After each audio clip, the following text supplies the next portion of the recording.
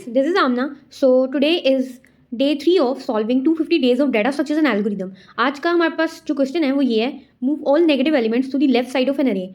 हमारे पास अरे गिवन होगी और हमने ये करना है कि जितने भी नेगेटिव एलिमेंट्स हैं उनको हमने लेफ्ट साइड पे ले आना है और पॉजिटिव एलिमेंट्स को हमने राइट साइड पे ले आना है.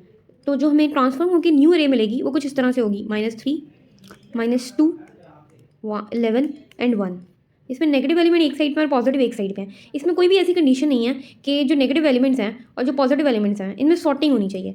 वी जस्ट नीड 2 पार्ट्स, एक पार्ट जिसमें नेगेटिव है और एक पार्ट जिसमें पॉजिटिव है. सो अप्रोच नंबर 1 क्या है? अप्रोच 1 ये है कि हम लोग गिवन अरे को पकड़ के सॉर्ट कर लें.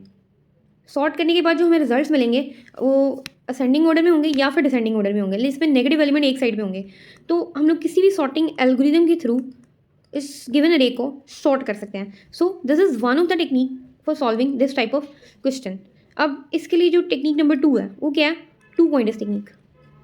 Instead of using any sorting algorithm, why not use 2 pointers technique.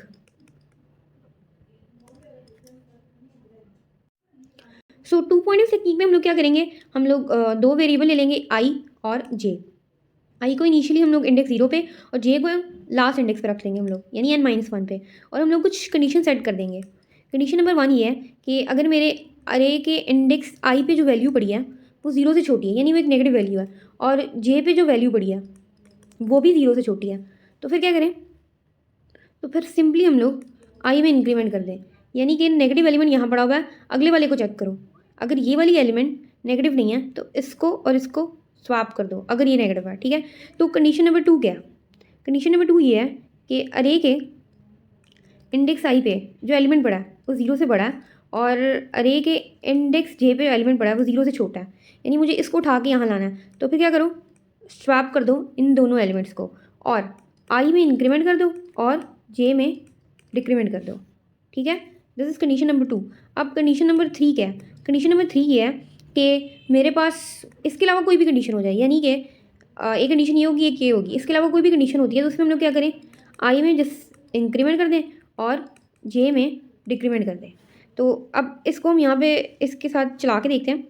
For example initially I यहाँ पड़ा हुआ है और जे यहाँ पे पड़ा हुआ है. आई जो है वो क्या है? 0 से लेस देन है, लेकिन जे जो है वो 0 से लेस देन नहीं है. तो इन दोनों में से कोई भी कंडीशन नहीं है, ये वाली कंडीशन है. तो फिर हम लोग क्या करेंगे? आई को यहाँ ले आएंगे और जे को यहाँ ले आएंगे. अब कंपैरिजन हो रहा है. क्या आई पे जो वैल्यू पड़ी है वो क्या है?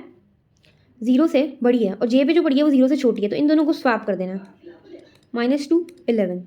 और अब ये लूप स्टॉप कब होगी? जब ये वाली कंडीशन अचीव हो जाएगी, आई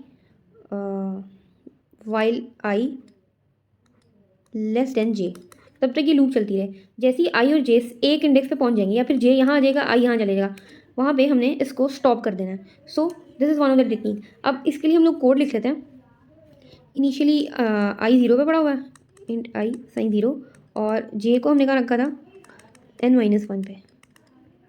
और कंडीशन मैंने क्या लगाई थी? वाइल आई लेस देन जे. तब तक लूप चलाते रहो. और फिर हमने 3 कंडीशन चेक की थी.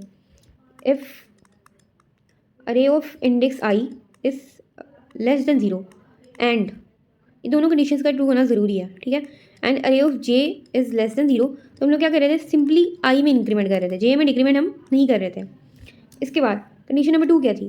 कंडीशन नंबर 2 ये थी, अरे के इंडेक्स आई पे जो वैल्यू पड़ी है वो 0 से बड़ी है और एंड अरे के इंडेक्स जे पे जो वैल्यू पड़ी है वो अभी भी 0 पे छोटी है. तो हम लोग क्या कर रहे थे? स्वैप कर रहे थे अरे ऑफ इंडेक्स आई विद अरे ऑफ इंडेक्स जे को. ठीक है, और ये करने के बाद हम लोग आई में इंक्रीमेंट कर रहे थे और जे में डिक्रीमेंट कर रहे थे. और लास्ट में हमने कंडीशन क्या रखी थी? इसके अलावा कोई और भी कंडीशन आती है तो क्या करो? सिंपली आई को आगे ले जाओ और जे को पीछे ले जाओ और फिर उनका कंपैरिजन करो. सो ये है टेक्निक नंबर 2 जिसमें हम लोग 2 पॉइंटर्स टेक्निक को यूज़ कर रहे हैं.